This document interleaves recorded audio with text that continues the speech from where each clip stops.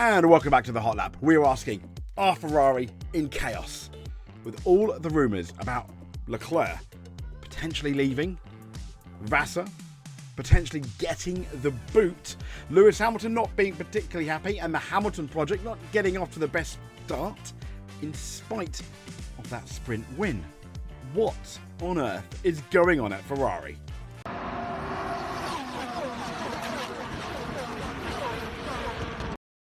So let's start with this man here.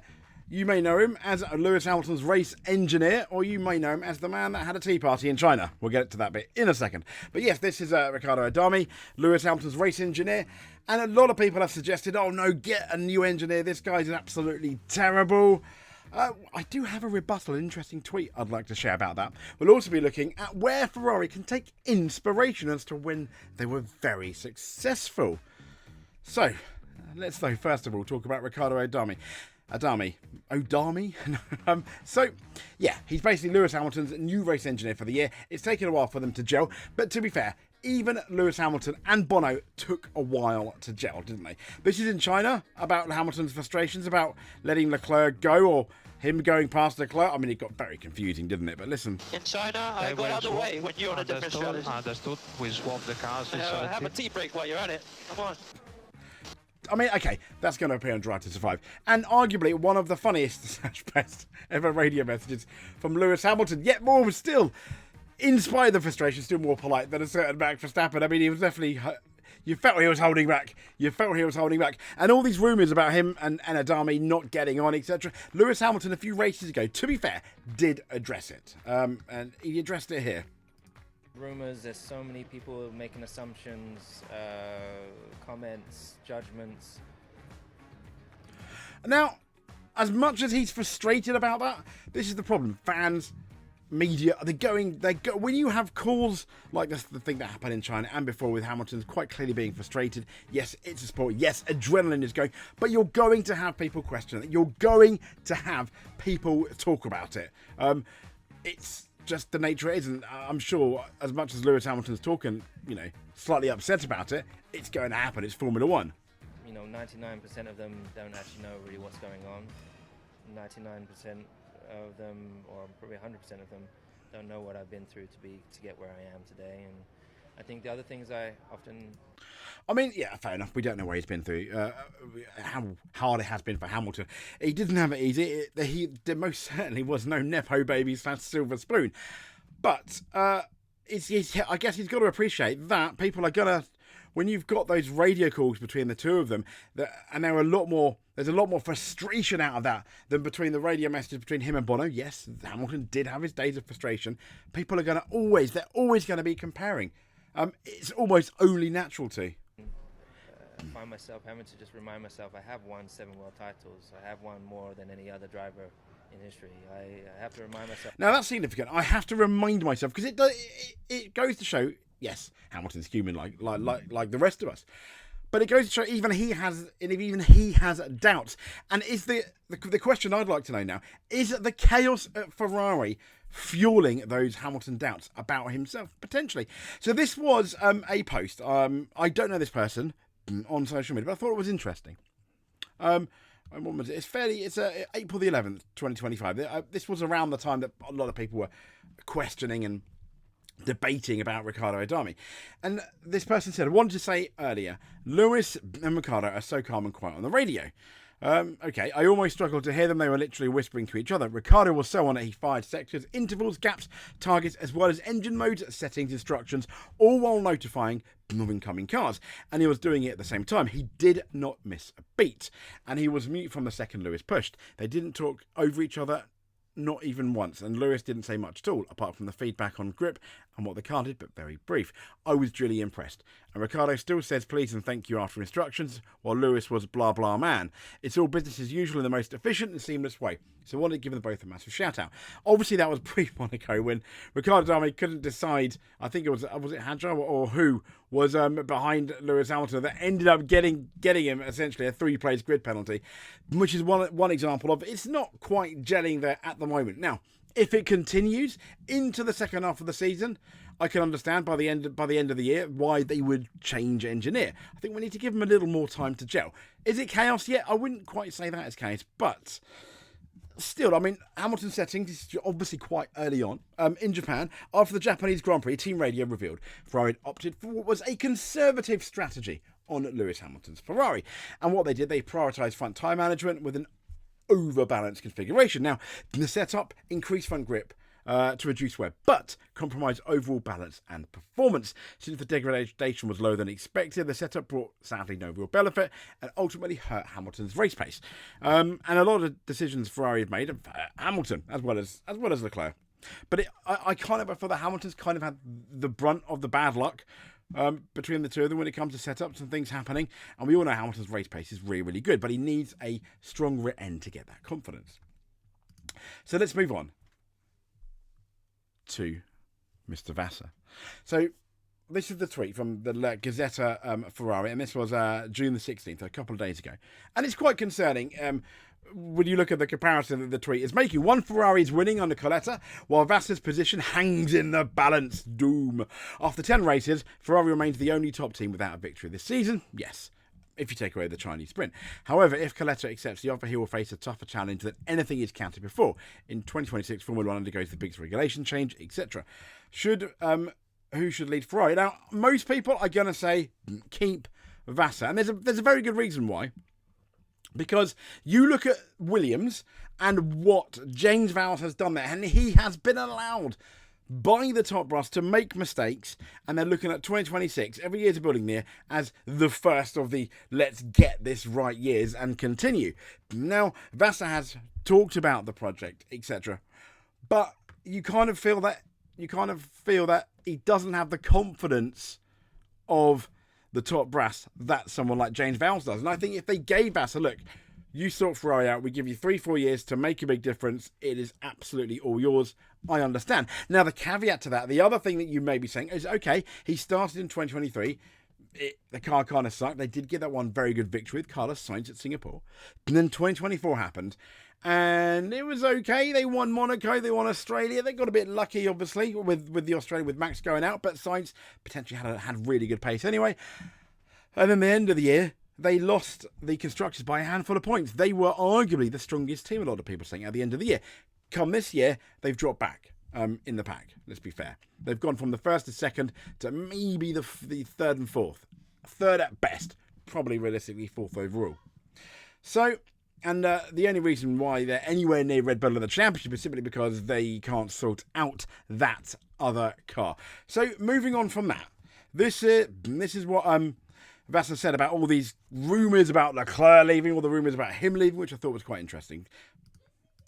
Honestly, I don't want to spend too much time on this, and I don't want to try to investigate to understand where it's coming from. But I think it's just someone or someone's who want to hurt the team, because at the end of the day, it's not about me. So essentially, it appears he's blaming the media for hurting the team and Ferrari struggles. That's how some people take it. I don't think that's quite the case. But what he's saying is, all these rumours are not very good. These rumours that are being reported, they're not helping the team, because what you don't want is you come into work on a Monday morning or Sunday morning in Formula One's case and be like, all these rumours about your boss leaving, other people coming in. It's not healthy. And from that point of view, I kind of understand him. I knew perfectly when I took the position that I will be exposed. But to speak like this about Charles leaving for Ferrari, and what's interesting here, the quote: "I knew when I took this that I will be exposed. I knew when I took this position, I will be exposed." It's not about me. Yep. I knew perfectly when I took the position that I will be exposed. And that's really significant, because he knew that the Ferrari team principal is arguably the most, I don't want to say famous, maybe infamous, but the light is shining on you as the Ferrari team principal, particularly in Italy. You have the spotlight, and you're the one, essentially, that's probably going to get the blame most of the time. And the Ferrari, the Tifosi, are very harsh along with their media. And he pretty much said he was prepared for that, which is good. And he's not surprised. And I just hope that the people are on top of Vasseur, his bosses, Mr. Alkin, etc., have his confidence, because I think changing him now or before the 2023 regulation will be a massive fail, in spite of how good, obviously, the other gentleman at Le Mans. At Le Mans, and he is absolutely, he obviously is amazing. Ferrari won Le Mans now, like three times in a row, Coletta. But the rumour is, I believe Coletta's already been asked for that spot. Do you want to be the team principal? And understandably, he said no. And why would he? It's almost like a poison challenge at this point. And I'll show you why in a second. But he said, yeah. But he's talking about being exposed. But to speak like this about Charles leaving for Mercedes, when every single interview from the beginning of the season, he said that he had a long-term contract, Yep. he's in love with the team, he wants to win, and every single bad rumors are coming back. Yeah. And then we have, for me, the most critical is when they put names of team members, because that we have a lot of names of people They do like this on stage, and it's not fair, because that everybody is doing a good job, and I mean, yeah, it's not up to some Italian journalists to decide if we have to replace this one or this one. And there you go. So he's kind of attacking the press, which is never a good start, I guess. But I get what he's saying. It's not up to the Italian press. They're not running the team. I'm running the team. Yeah, obviously they're criticising him, sadly. And this is what Lewis Hamilton had to say in defence of Fred Vasseur, which raises a couple of points I'll bring up in a second. Before I got here, so I've not read the stories. It's definitely not nice to hear that there's stories like that are out there. It's not. Firstly, I love working with Fred. Fred's the main reason I'm in this team and got the opportunity to be here, for which I'm forever grateful for. And if he's saying things like that, and Leclerc's come out in support of Fred Vasseur as well, you have to start to wonder, if Fred Vasseur goes, what's going to happen to Hamilton and Leclerc? I mean, it's not going to give them confidence, is it? And Charles Leclerc is still at the age where, if, for example, a Mercedes or an Aston Martin came now, if Fred goes, would he jump ship? Yes, he loves Ferrari, but would that be then the last straw for Leclerc's confidence? Potentially. And we're in this together. We're working hard in the background. Things aren't perfect. But for me, I'm, as I said, I'm here to work with the team, but also with Fred. I want Fred here. I mean, there you go. Yeah, clear, absolute clear as day. So this is the last team principals. Now, Jean Todt, most successful Ferrari team principal, 1993 to 2007. Well done. And then it gets a bit interesting. We've got Stefano Domenicali, 2008 to 2013. Ferrari nearly won the championship at least once with Fernando Alonso, but then Marco Mattiacci, that's arguably, he is potentially the reason why Alonso left, according to rumours. Then Marietta Arriva Bene, 2015 to 2018. Once again, they're chopping and changing it like it's like they're changing their under. Mattia Bonotto in 2019 to 2022. I really like that guy as well. He had awesome hair. And then Fred Vasseur, 2023. Now the familiar signs are obviously Fred Vasseur is from France, a la Jean Todt, and he's French. They've got a world champion driver, legend in the other team, like they had with Michael Schumacher in 1996. But here's the interesting thing: 93. 94, 95, Ferrari had fairly barren years. I think they had wins, I think, in 94, 95 with Berger at Hockenheim and John Alesi at Canada. And what's the interesting thing was, in the 1996 pre-season, Schumacher, I think, drove the 95 car, and he was instantly quicker than both Alesi and Berger, to the point where people like John Barnard, who was designing the car at the time, were like, could we have won with Schumacher in 95? Quite possibly. Sadly, the 96 car was absolutely rubbish, which, funnily enough, resembles almost Lewis Hamilton's first year at Ferrari, this car being really rubbish, but last year's car potentially being, a winner. Which I thought was quite interesting. Yet Michael Schumacher did win with that horrible 1996 car. And speaking of Michael Schumacher, this is where there's hope for Ferrari / inspiration. This is an article from last year, the 23rd of Jan. And Michael Schumacher, if he leaves, I will too. How Michael Schumacher's loyalty saves Jean Todt at Ferrari. And once again, you have to wonder if Vasseur goes, will both their drivers go? They do seem to get on with them. So, The Todd Schumacher partnership, as we know, resulted in unprecedented period of dominance for Ferrari, both between 2000 and 2004. But understandably, it wasn't plain sailing. When he made the move to Ferrari in 1996, as we mentioned, not particularly good. But Ferrari hadn't won the Constructors since 1983, having been beaten by McLaren and it was Williams in those years. Todd had been at the team, obviously, since 1993, and the pressure was starting to build. A la Fred Vasseur, 1993, 2023, just saying.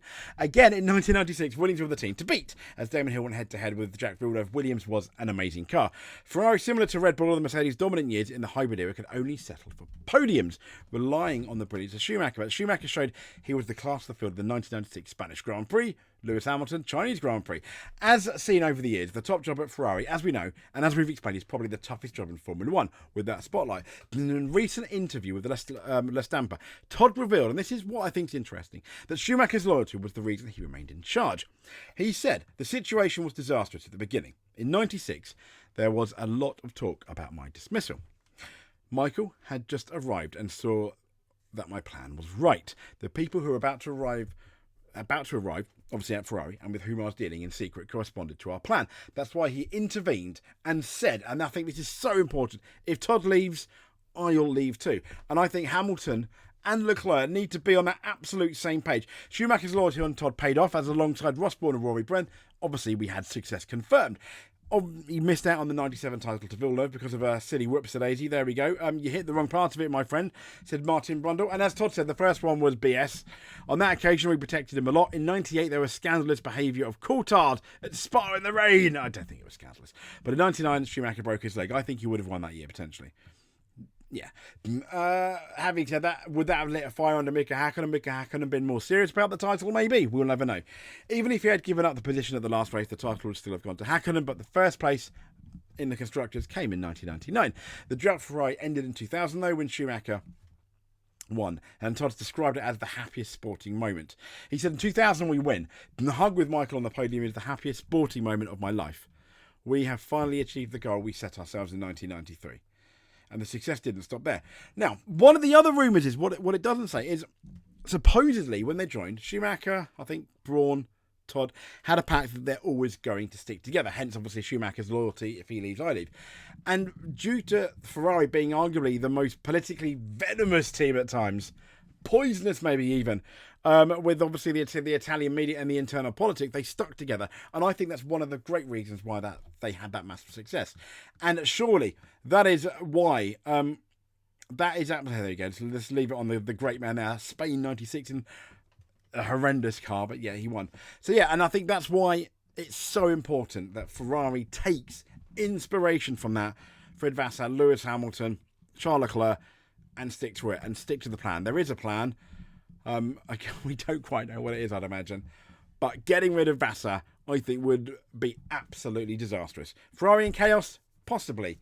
But there's definitely light at the end of the tunnel. If you made it to the end, please give us a subscribe. That would be absolutely great. If you're already subscribed, hit the like button. Please. It will make us smile. Comment below. Let us know what you think about Ferrari. Until then, thank you very much for watching. We'll speak to you soon. But above all else, stay safe.